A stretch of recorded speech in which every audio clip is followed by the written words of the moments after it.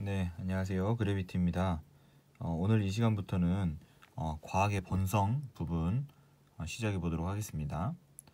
과학의 본성은 이제 어떤 내용들이 들어있냐면 과학적 방법이 들어 있습니다. 그래서 귀납법, 연역법, 가설연역법, 귀축법 이런 내용들을 다룰 것이고요. 그 다음 두 번째로는 과학 지식의 구성 요소 해서 사실, 개념, 법칙, 이론, 가설, 원리 이런 것들에 대해서 살펴보고요. 그다음에 세 번째는 이제 과학의 목적으로서 이제 기술, 설명, 이해, 예상, 통제 이렇게 되어 있고요. 그다음에 이제 네 번째는 기초 탐구 과정으로 관찰, 측정, 분류, 예상, 추리 그리고 이번 2015 개정 교육 과정에서 추가된 의사소통까지 기초 탐구 과정이 있습니다. 그다음 다섯 번째로 통합 탐구 과정으로 이제 문제 인식, 가설 설정, 변인 통제 그리고 자료 변환 혹은 이제 자료 해석, 그다음에 결론 도출, 일반화 과정까지 이렇게 통합 탐구 과정이 단계가 되겠습니다. 이제 보통 이제 과학의 본성을 맨 처음에 하면 과학의 목적부터 이제 시작을 하는데 이제 과학의 방법 이 부분이 저는 제일 중요한 것 같아서 제일 첫 번째 시간으로 다뤄보도록 하겠습니다. 이제 과학의 본성 시작해 보면요. 먼저 네 가지의 그 과학적 탐구를 하는 방법인데요. 첫 번째는 이제 귀납법입니다. 귀납법은 이제 특수한 사례로부터 일반적인 원리를 도출하는 방법인데, 이제 어떤 관찰 사실을 여러 번 관찰을 해서 그 관찰 사실로부터 얻어진 이제 어떤 내용, 그 내용을 통해서 이제 일반화시키는 과정이죠. 그래서 이 귀납법을 설명하는 그 원리를, 귀납법의 원리를 이렇게 이제 설명을 합니다. 여러 가지 조건 하에서 A를 수없이 관찰하고 관찰된 A가 모두 예외 없이 B의 특성을 갖는다면 모든 A는 B의 특성을 갖는다라고 해서 이렇게 귀납법의 원리를 설명할 수가 있습니다. 근데 이제 귀납법을 이렇게 하다 보니까 이제 여러 가지 이제 한계에 부딪혀서 나중에는 귀납법을 이렇게 확실하게 이런 원리로 이제 하지 않고 이제 확률론으로 후퇴했다라고 해서 여기에서의 모든 A가 B의 특성을 갖는다 해서 이 모든을 아마도라고 고치는 거죠. 그래서 아마도 A는 B의 특성을 갖는다라고 해서 확률적으로 접근한다는 그런 내용으로 이제 귀납법이 후퇴했다라고 설명이 되어 있습니다. 귀납 원리의 이제 구성 조건으로는 이게 세 가지가 있는데 많은 수의 사례를 관찰해야 되고요. 다양한 조건 하에서 관찰을 해야 되고 관찰에서 예외가 없어야 된다라고 하는 구성 조건이 있습니다. 그 다음으로 이 귀납법의 한계를 보시겠습니다. 귀납법의 한계는 이렇게 세 가지인데 이 귀납법의 한계는 이 아주 중요한 내용입니다. 이 과학적 방법 중에서도 이 한계 부분, 귀납법의 한계 부분은 아주 중요한 내용입니다. 먼저 관찰의 이론 의존성입니다. 관찰의 이론 의존성은 관찰을 할 때 이론의 영향을 받는다는 거죠. 혹은 사람의 영향, 혹은 뭐 그런 배경 지식이 되는 뭐 그런 원리의 영향, 그런 것들의 영향을 받아서 같은 현상을 보고도 다르게 관찰한다는 것이죠. 예를 들어서 태양이 동쪽에서 뜬다라고 말할 수도 있지만 이렇게 반대로 지구가 가만히 있고 태양이 가만히 있고 지구가 가만히 있고 태양이 반대 방향으로 움직인다라고도 말할 수가 있죠. 같은 현상을 보고도 다르게 그 배경이 되는 이론에 따라서 다르게 해석할 수가 있습니다. 그래서 관찰의 이론 의존성이라 하고요. 두 번째는 관찰의 내적 불안정성이라고도 하고 귀납 원리의 불안정성, 내적 불안정성이라고도 합니다. 이제 이것은 뭐냐면 아까 그 귀납법의 그 원리에서 여러 번을 관찰을 했는데 이 여러 번 관찰한 것을 모든 상황에 적용을 하는 것이죠. 그래서 이 원리 자체가 이제 문제가 있다라고 하는 것입니다.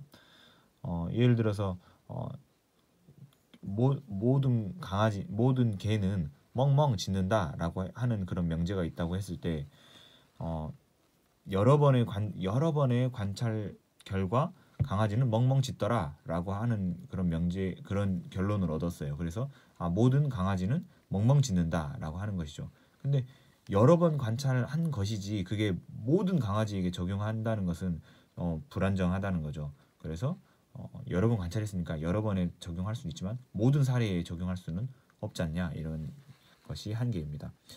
세 번째로 이제 흉의 문제인데요. 이것은 이제 그 귀납으로 얻어진 그 결론을 다시 검증을 할 때의 문제입니다. 이거 어떤 것이냐면, 모든 강아지는 멍멍 짖는다라고 하는 명제를 검증하고 싶어요.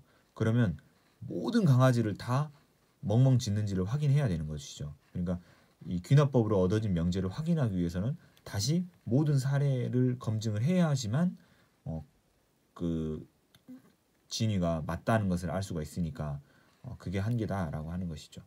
그래서 관찰의 이론 의존성은 같은 현상을 보고도 이론에 따라서 다르게 관찰될 수 있다.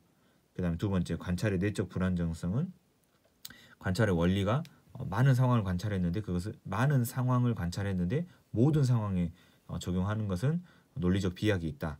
그 다음에 휴메 문제는 이제 관찰을 한 그 귀납법을 통해서 얻어진 그 명제를 다시 검증하기 위해서 또 많은 상황을 이렇게 많은 상황으로 할 수 있는 게 아니고 또 모든 상황을 해야 되는데 그것은 또 확인하기가 어렵다라는 것이죠. 검증할 때의 문제입니다. 두 번째로 이제 연역법 합니다. 이제 연역법은 확실한 전제로부터 결론을 내리는 그 과학적 방법입니다. 혹은 이제 다른 말로 보편 언명으로부터 사례를 예측하거나 그 사례를 설명하는 이 명제를 얻는 것이죠. 그래서 보통 우리 그 3단 논법이라고 하죠. 그래서 뭐 A는 B이다 뭐 해서 결론을 도출하는 것인데, 이런 것들은 앞에 어떤 절대분별한 진리가 하나 있고 그 명제로부터 이제 논리적인 방법에 의해서 결론을 도출하는 것이죠. 그래서 이것은 연역법이라고 합니다. 이 연역법의 이제 한계는 전제가 거짓이면 결론도 거짓이라는 것입니다. 그래서 전제의 진위를 이게 의심하는 게 아니고 전제는 그냥 무조건 옳다는 가정하에 결론까지 도출하는 과정이기 때문에 전제가 일단 거짓이면 결론도 당연히 거짓으로 나오는 것이죠. 그 다음 두 번째, 새로운 정보 생성이 일어나지 않는다.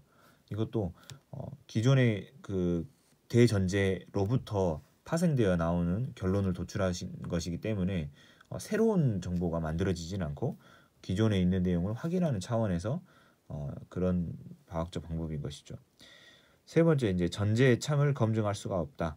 이제 대전제를 그냥 옳은 것이라고만 판단하고 이제 해버리는 것이니까, 검증하는 거니까 이 참을 검증할 수는 없는 것이죠.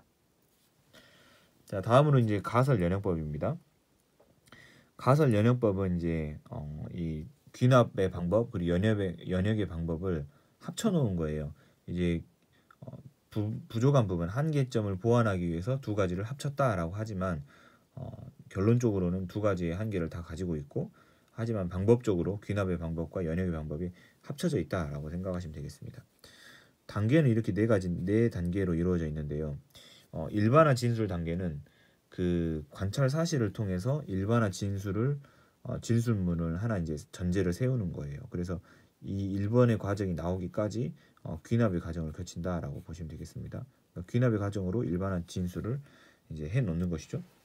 그 다음에 이제 초기 조건 설정은 우리가 이제 나중에 이제 이 검증을 하는 이것과 관련해서 초기 조건 그러니까 상황에 대해서 초기 조건을 설정해 놓는 그런 과정입니다. 그 다음 세 번째는 예측 언명을 제시하는 것인데, 이 예측 언명은 일반화 진술로부터 나온 것입니다. 그래서 일반화 진술로부터 예측 언명을 이제 실험할 내용, 그것을 그 가설 검증할 내용을 가설을 세우는 것인데, 예측 언명을 세우는 것인데, 이 과정은 이제 연역의 과정을 거친다, 이렇게 하시면 되겠습니다. 그 다음에 이제 가설 검증은 실제로 이제 실험을 통해서 가설을 검증하는 단계다라고 말할 수가 있겠습니다. 예를 한번 들어보겠습니다. 그 생물 08년 7번 문제에 이런 예시가 있습니다. 일반화 진술의 예로 햇빛이 이끼의 생장에 영향을 미친다라고 하는 일반화 진술문. 그 다음에 초기 조건 설정은 학교 건물 뒤는 음지이고 아스팔트는 양지이다 라고 하는 초기 조건 설정. 그 다음 예측 언명은 음지에서만 이끼가 자랄 것이다 라고 하는 예측 언명. 그 다음 가설 검증은 실제로 이제 음지에서 이끼가 관찰된다라고 하는 가설을 세우고 그것을 검증하는 과정을 겪는 것이죠. 그래서 이런 식으로 가설 연역법이 되겠습니다. 가설 연역법의 한계는요, 이제 그 앞선 이 두 귀납법과 연역법의 한계에 비해서는 비교적은 좀 덜 중요하지만 한번 보시겠습니다. 최초의 가설 설정을 설명하지 못한다. 이 말은 이 일반화 진술문이 어떻게 나왔는지를 설명하지 않고 그냥 일반화 진술문부터 제시를 하는 것이죠. 그래서 최초의 가설 설정을 설명하지 못한다. 그 다음에 두 번째, 귀납적 일반화, 연역적 추리의 문제점을 그대로 가지고 있다. 이것은 이 일반화 진술을 할 때부터 귀납의 방법으로 한다고 했죠. 그래서 이 귀납이 될 때에 일반화 진술문이 나오기까지의 그 귀납의 한계점을 그대로 가지고 있다는 것이죠. 아까 그 귀납법에서 봤던 세 가지 그 한계점을 가지고 있다라고 하는 거고, 그 다음에 이 과정 1번에서 3번까지 오는 이 연역의 과정도 문제점을 그대로 가진다라고 하는 것이고요. 그 다음에 세 번째는 가설을 세우지 않는 실태조사 등에서는 적용을 못한다. 가설을 검증하는 과정을 겪으니까 가설을 세우지 않는 것에서는 적용을 못한다라고 하는 것이죠. 그 다음에 이제 네 번째 이제 귀추법입니다.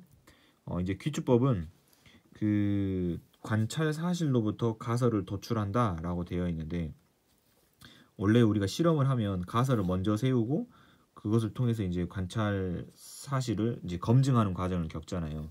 그런데 이 귀추법은 관찰 사실이 먼저 나오고 그로부터 이제 가설이 세워지는 과정을 겪습니다. 귀추법과는 어떤 차이가 있냐면, 귀납법과 이제 귀추법이 어떤 차이가 있냐면, 귀납법 같은 경우는 관찰을 여러 번 한 다음에 그것으로부터 일반화 진술문을 바로 이게 결론을 도출하는 것이죠. 이거는 가설이라는 게 없고 바로 그냥 결론을 냅니다. 하지만 이제 귀추법 같은 경우는 일반화를 바로 내버리는 게 아니라 가설만 설정을 하는 것이죠. 이럴 것이다 라고 가설을 설정하는 것이죠.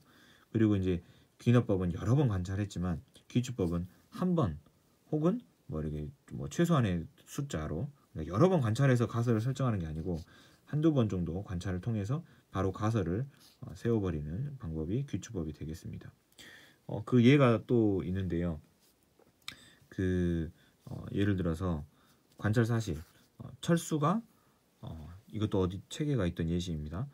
철수가 기침을 한다 라고 하는 것을 관찰했어요. 근데 감기에 걸리면 기침을 하죠. 그래서 가설로 철수는 감기에 걸렸을 것이다 라고 이제 가설을 세우는 것이죠. 그러니까 철수가 기침을 한다는 관찰 사실을 세워놓고 그 다음에 이제 마지막으로 이제 철수는 감기에 걸렸을 것이다 이렇게 이제 가설을 세운다는 것입니다.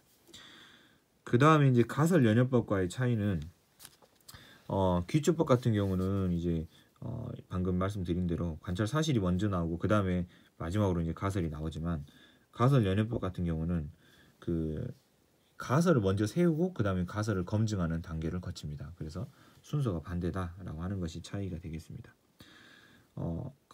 이 귀추법의 한계 보시겠습니다. 먼저 가설이 최선인가 라고 하는 것인데, 관찰 사실로부터 가설을 도출하잖아요. 그런데 여기서 도출하는 이 가설이 과연인 관찰 사실을 제대로 설명할 수 있는 가설이 맞는지, 그것이 최선인지 라고 하는 게 한계가 되겠고, 그 다음 두 번째, 객관성에 제한을 갖는다 라고 했는데, 이것도 이 두 번째 세 번째 것은 좀 저도 잘 이해가 안 되는 부분인데요.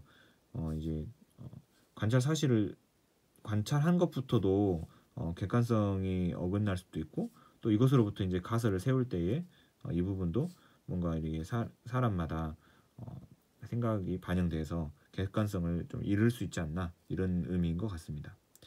그 다음에 구체적인 귀추의 과정을 알 수 없다. 이 부분도 이렇게 이런 것이 있다는 정도로만 보시면 될 것 같습니다. 그래서 이 네 가지를 다시 보시면 정리하자면요. 이 귀납법 같은 경우는 의미 그리고 한계 꼭 알아두셔야 되는 부분이고요. 연역법 같은 경우는 이제 이 확실한 전제가 있고 그리고 그것으로부터 결론을 내는 거, 이것도 알아두셔야 되고, 가설 연역법은 이제 단계가 중요합니다. 단계는 이렇게 믹스해 놓고 순서대로 하는 것도 이렇게 기출된 적이 있거든요. 그래서 단계를 꼭 알으셔야 되고, 이 한계 부분은 상대적으로는 덜 중요하다. 그래서 한번 좀 보시면 되겠습니다. 귀추법도 이 한계 부분보다는 이런 내용들 의미 그리고 이런 차이 부분만 좀 알아두시면 되겠네요. 그래서 오늘 본 부분에서는 귀주법의 한계 부분이 제가 봤을 땐 제일 중요하고 그 다음에 가설 연역법 순서 부분 그리고 이런 것들이 중요하고 각 귀납법, 연역법, 가설 연역법, 귀축법이 이렇게 예시가 있었을 때 그게 어떤 과학적 방법인지 알아야 되는 것은 당연히 중요한 부분이고요. 그것을 판단하시는 거 어떤 과학적 방법인지 판단하시는 것은 그것도 매우 중요한 부분입니다. 오늘 이 정도로 살펴보겠습니다. 그리고 다음 시간에 또 이어서 과학의 본성 하도록 하겠습니다. 감사합니다.